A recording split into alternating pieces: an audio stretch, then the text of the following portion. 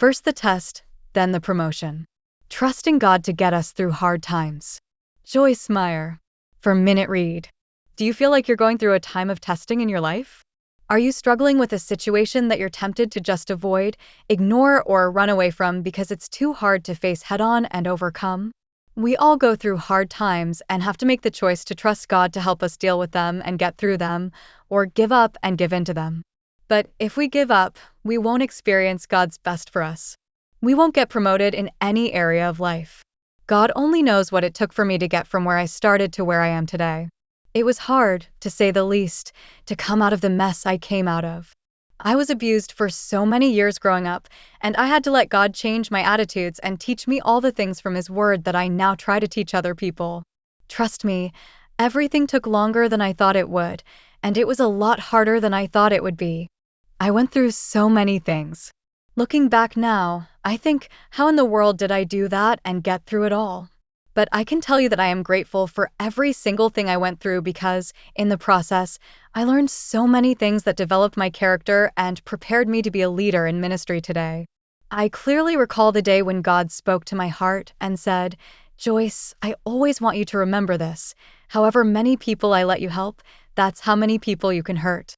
I had zero business being in a position of leadership until I passed my tests, became rooted in my relationship with Jesus, and developed the character to keep me there. Whenever I see a young person quickly promoted to a key position of leadership, it concerns me, because if you don't have the character to go with the kind of attention that comes with leadership, all you're going to do is create a mess. You see, God promotes us after we pass our tests, not when we run away from them, ignore them, or avoid them. God is faithful to help us do what we need to do to pass our tests when we keep our eyes on Him and trust Him. And just as He's faithful to us, we need to be faithful, too. To be faithful means to be trusted, reliable, sure, and worthy of confidence. It means to be firmly and devotedly supportive, loyal, worthy of trust, consistent, steady, constant, and steadfast. In 1 Timothy 3 verse 10, the Apostle Paul tells Timothy how to determine who is fit to be a leader. Let them also be tried and investigated and proved first. Then, if they turn out to be above reproach, let them serve. You build trust in someone when you see how they respond to different situations over time and are tried. The truth is, the only way you're really going to know what you will do is to go through some things and be faithful, to stick with things, don't give up and run away, and don't blame everyone else for your problems. Faithful men and women of God humble themselves under the mighty hand of God and trust Him to promote them when He knows they are ready for it. See 1 Peter 5 verse 6.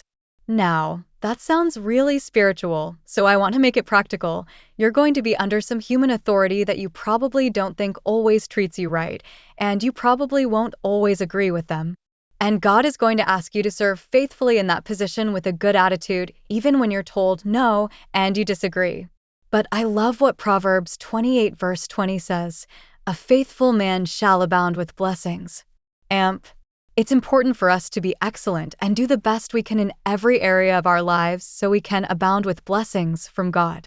So be faithful during your tests, right where you are. Because if you will do what God is telling you to do, faithfully, then there's no person on earth and no enemy in hell that can keep you from the destiny He has planned for your life. God will promote you when you pass your test.